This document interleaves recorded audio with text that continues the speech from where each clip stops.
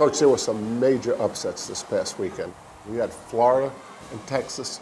You had UCLA and Penn State. You and I have both been part of upsets on both sides of it. Let's talk about the anatomy of an upset. Yeah, when you break it down, there's one of three reasons why an upset happens. There's many more variables, but I think it falls into one of three categories. Number one, there's a schematic change. You know, the famous one happened at Ohio State several years ago when Virginia Tech defense coordinator Bud Foster comes into Columbus, Ohio, and plays Bear Zero. We have a freshman quarterback named J.T. Barrett.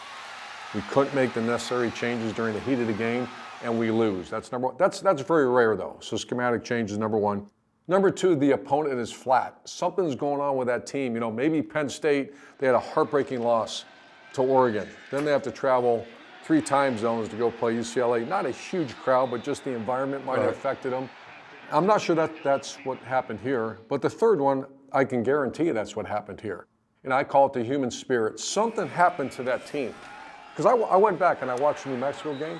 They were dead. It wasn't like they were running new plays. Right. So I know for a fact when you watch the film, which we're about to do, it was human spirit. And the one thing that also, and I used to get very defensive about this, the media, the fans, and coaches, a lot of times when a team struggles, well, they got bad players. Well, guess what, Jerry? UCLA does not have bad players. They proved it. You watch that film, they have very good players. Right. Coach, there's a story you tell about the power of the human spirit in your coaching career. Tell us. Yeah, it's game one as a head coach. I take over Bowling Green in a 1-10 program, and we go into Columbia, Missouri in our first game.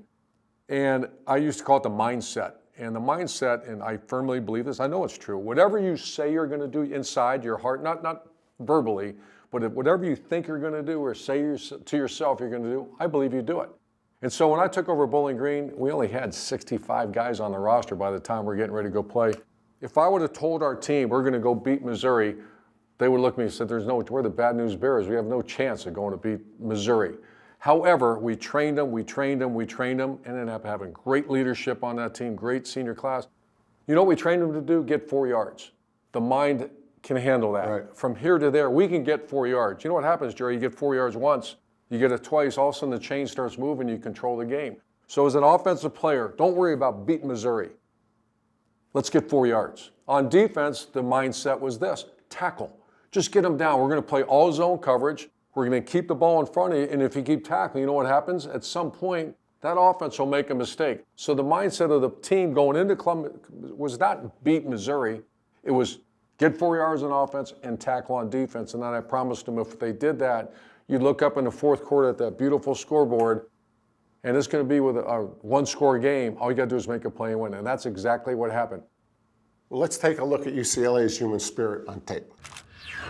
All right, Jerry, first play I want to show is Nico, the quarterback at UCLA. And remember, he transferred from Tennessee. Right. And when I first saw him play last year, I called Matt Leinart, Brady Quinn. I said, this guy looks like as good a quarterback as I see in college football. And you're going to see a skill set that came back to him in this game. Watch his throw. This might be the best throw of 2025. This is as good a throw as you can make. All right, Jerry, next play. This is our man Nico again. We just saw a great pass. Now watch him scramble. Remember, this is a big athletic cat. It's 3rd down and 15. He's got to get to the 10-yard line. He knows that. His teammates know that. Watch him launch himself. Not only a great athlete, but look at the toughness to get the first down. Obviously a great play by Nico, but there's so much more to this play. Watch 77, the left tackle for UCLA, Cortland Ford. Watch him ragdoll the defensive end here at Penn State. Playing physical, gets a little chip, throws him down. And then I also want to put a focus on back of the end zone, number 2, Titus. Watch him block in 2 seconds past the whistle. And then finally, I know you feel the same way, watch the offensive lineman go after Nico and pick him up after a great play.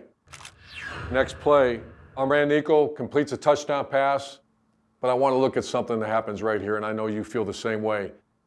Instead of going right to the wideout, watch him turn and thank who? The most important guys on the team. The same guys that helped him get up to play before. You know, Nico, in a post-game interview, talked a lot about the game, constantly saying we, never said I about his performance. The final play I want to highlight here is 26-21. Penn State's making a comeback. It's 3rd down and 7. Watch Nico again. Watch his athleticism, his courage, and making a play. But something else I want to highlight here. This is an 0-4 team, Jerry. They're at home. It's not a huge crowd, but watch the sideline. Watch them erupt.